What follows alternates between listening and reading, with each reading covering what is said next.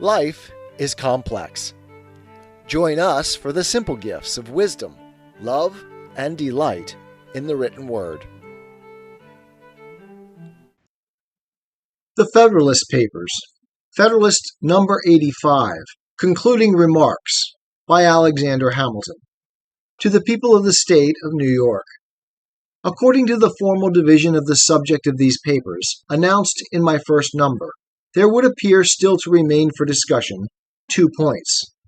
The analogy of the proposed government to your own state constitution, and the additional security which its adoption will afford to republican government, to liberty, and to property. But these heads have been so fully anticipated and exhausted in the progress of the work that it would now scarcely be possible to do anything more than repeat, in a more dilated form, what has been heretofore said, which the advanced stage of the question and the time already spent upon it conspire to forbid. It is remarkable that the resemblance of the plan of the convention to the act which organizes the government of this state holds not less with regard to many of the supposed defects than to the real excellences of the former. Among the pretended defects are the re-eligibility of the executive, the want of a council, the omission of a formal Bill of Rights, the omission of a provision respecting the liberty of the press. These and several others which have been noted in the course of our inquiries are as much chargeable on the existing constitution of this state as on the one proposed for the Union. And a man must have slender pretensions to consistency who can rail at the latter for imperfections which he finds no difficulty in excusing in the former. Nor indeed can there be a better proof of the insincerity and affectation of some of the zealous adversaries of the plan of the convention among us, who profess to be the devoted admirers of the government under which they live, than the fury with which they have attacked that plan, for matters in regard to which our own Constitution is equally, or perhaps more, vulnerable. The additional securities to republican government, to liberty and to property, to be derived from the adoption of the plan under consideration, consist chiefly in the restraints which the preservation of the Union will impose on local factions and insurrections, and on the ambition of powerful individuals in single states, who may acquire credit and influence enough from leaders and favorites to become the despots of the people, in the diminution of the opportunities to foreign intrigue which the dissolution of the Confederacy would invite and facilitate, in the prevention of extensive military establishments which could not fail to grow out of wars between the states in a disunited situation, in the express guarantee of a republican form of government to each, in the absolute and universal exclusion of titles of nobility, and in the precautions against the repetition of those practices on the part of the state governments which have undermined the foundations of property and credit, have planted mutual distrust in the breasts of all classes of citizens, and have occasioned an almost universal prostration of morals. Thus have I, fellow citizens, executed the task I had assigned to myself. With what success, your conduct must determine. I trust at least you will admit that I have not failed in the assurance I gave you respecting the spirit with which my endeavors should be conducted. I have addressed myself purely to your judgments, and have studiously avoided those asperities which are too apt to disgrace political disputants of all parties, and which have been not a little provoked by the language and conduct of the opponents of the Constitution. The charge of a conspiracy against the liberties of the people, which has been indiscriminately brought against the advocates of the plan, has something in it too wanton and too malignant not to excite the indignation of every man who feels in his own bosom a refutation of the calumny. The perpetual changes which have been wrung upon the wealthy, the well-born, and the great have been such as to inspire the disgust of all sensible men, and the unwarrantable concealments and misrepresentations which have been in various ways practiced to keep the truth from the public eye have been of a nature to demand the reprobation of all honest men. It is not impossible that these circumstances may have occasionally betrayed me into intemperances of expression which I did not intend. It is certain that I have frequently felt a struggle between sensibility and moderation, and if the former has in some instances prevailed, it must be my excuse that it has been neither often nor much. Let us now pause and ask ourselves whether, in the course of these papers, the proposed Constitution has not been satisfactorily vindicated from the aspersions thrown upon it, and whether it has not been shown to be worthy of the public approbation and necessary to the public safety and prosperity. Every man is bound to answer these questions to himself according to the best of his conscience and understanding, and to act agreeably to the genuine and sober dictates of his judgment. This is a duty from which nothing can give him a dispensation. This is one that he is called upon, nay, constrained by all the obligations that form the bands of society, to discharge sincerely and honestly. No partial motive, no particular interest, no pride of opinion, no temporary passion or prejudice will justify to himself, to his country, or to his posterity an improper election of the part he is to act. Let him beware of an obstinate adherence to party. Let him reflect that the object upon which he is to decide is not a particular interest of the community, but the very existence of the nation. And let him remember that a majority of America has already given its sanction to the plan which he is to approve or reject. I shall not dissemble that I feel an entire confidence in the arguments which recommend the proposed system to your adoption, and that I am unable to discern any real force in those by which it has been opposed. I am persuaded that it is the best which our political situation, habits, and opinions will admit, and superior to any the Revolution has produced. Concessions on the part of the friends of the plan, that it has not a claim to absolute perfection, have afforded matter of no small triumph to its enemies. Why, say they, should we adopt an imperfect thing? Why not amend it and make it perfect before it is irrevocably established? This may be plausible enough, but it is only plausible. In the first place, I remark that the extent of these concessions has been greatly exaggerated. They have been stated as amounting to an admission that the plan is radically defective, and that, without material alterations, the rights and interests of the community cannot be safely confided to it. This, as far as I have understood the meaning of those who make the concessions, is an entire perversion of their sense. No advocate of the measure can be found who will not declare as his sentiment that the system, though it may not be perfect in every part, is, upon the whole, a good one, is the best that the present views and circumstances of the country will permit, and is such an one as promises every species of security which a reasonable people can desire. I answer in the next place that I should esteem it the extreme of imprudence to prolong the precarious state of our national affairs, and to expose the Union to the jeopardy of successive experiments in the chimerical pursuit of a perfect plan. I never expect to see a perfect work from imperfect man. The result of the deliberations of all collective bodies must necessarily be a compound, as well of the errors and prejudices as of the good sense and wisdom of the individuals of whom they are composed.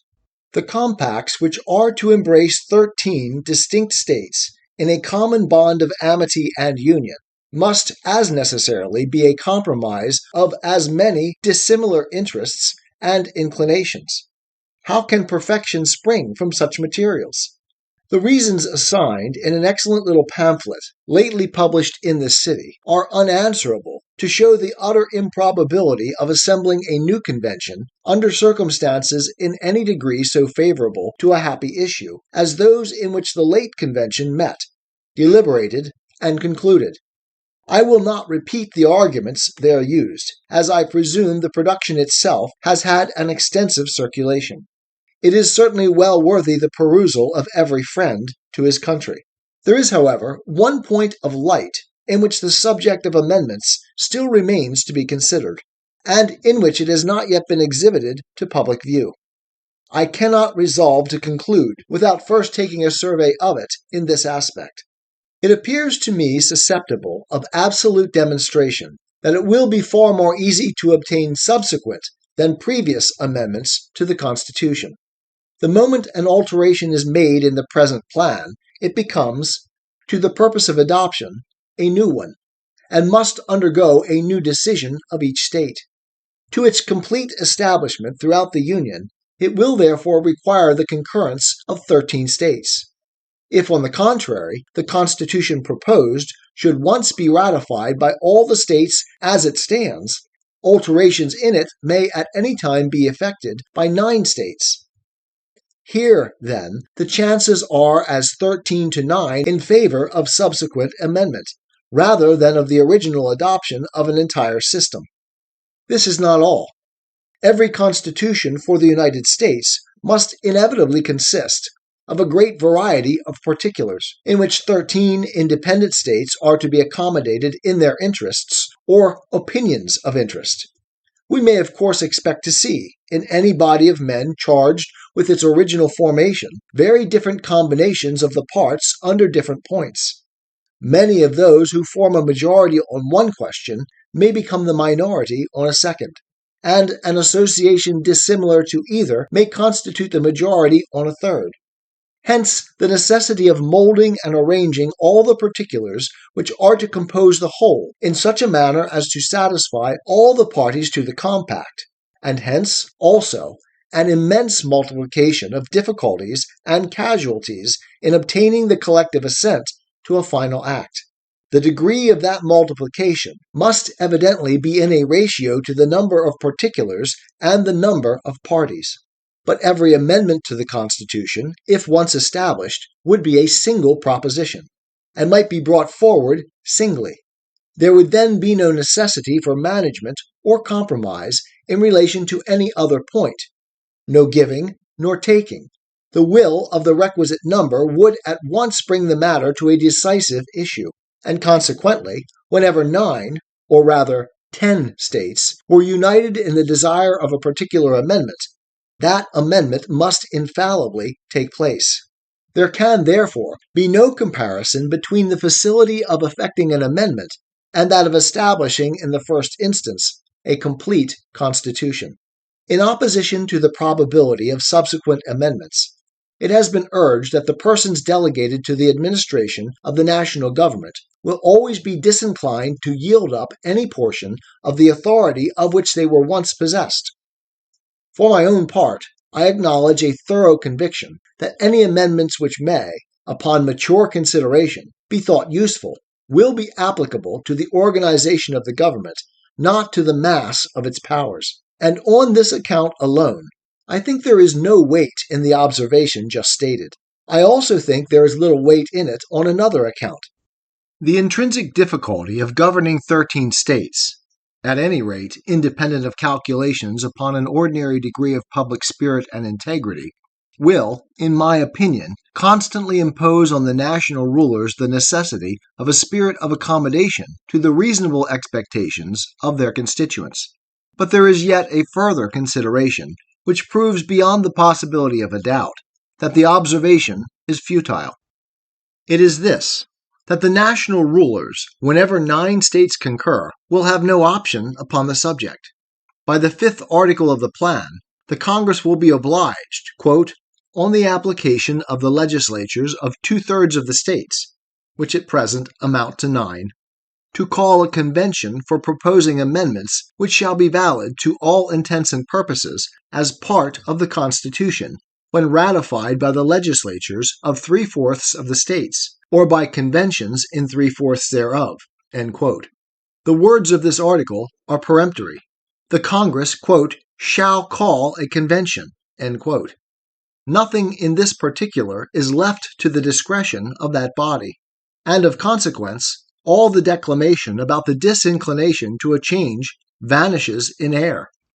Nor, however difficult it may be supposed to unite 2/3 or 3/4 of the state legislatures in amendments which may affect local interests, Can there be any room to apprehend any such difficulty in a union on points which are merely relative to the general liberty or security of the people? We may safely rely on the disposition of the state legislatures to erect barriers against the encroachments of the national authority. If the foregoing argument is a fallacy, certain it is that I am myself deceived by it, for it is, in my conception, one of those rare instances in which a political truth can be brought to the test of a mathematical demonstration. Those who see the matter in the same light with me, however zealous they may be for amendments, must agree in the propriety of a previous adoption as the most direct road to their own object. The zeal for attempts to amend prior to the establishment of the Constitution must abate in every man who is ready to accede to the truth of the following observations of a writer equally solid and ingenious. Quote, "To balance a large state or society," says he, "whether monarchical or republican on general laws, is a work of so great difficulty that no human genius, however comprehensive, is able, by the mere dint of reason and reflection, to effect it. The judgments of many must unite in the work. Experience must guide their labor. Time must bring it to perfection. And the feeling of inconveniences must correct the mistakes which they inevitably fall into in their first trials and experiments." End quote. These judicious reflections contain a lesson of moderation to all the sincere lovers of the Union, and ought to put them upon their guard against hazarding anarchy, civil war, a perpetual alienation of the states from each other, and perhaps the military despotism of a victorious demagoguery in the pursuit of what they are not likely to obtain but from time and experience. It may be in me a defect of political fortitude, but I acknowledge that I cannot entertain an equal tranquillity with those who affect to treat the dangers of a longer continuance in our present situation as imaginary. A nation without a national government is, in my view, an awful spectacle. The establishment of a constitution in time of profound peace, by the voluntary consent of a whole people, is a prodigy, to the completion of which I look forward with trembling anxiety. I can reconcile it to no rules of prudence to let go the hold we now have, in so arduous an enterprise, upon 7 out of the 13 states, and after having passed over so considerable a part of the ground, to recommence the course. I dread the more the consequences of new attempts, because I know that powerful individuals, in this and in other states, are enemies to a general national government in every possible shape.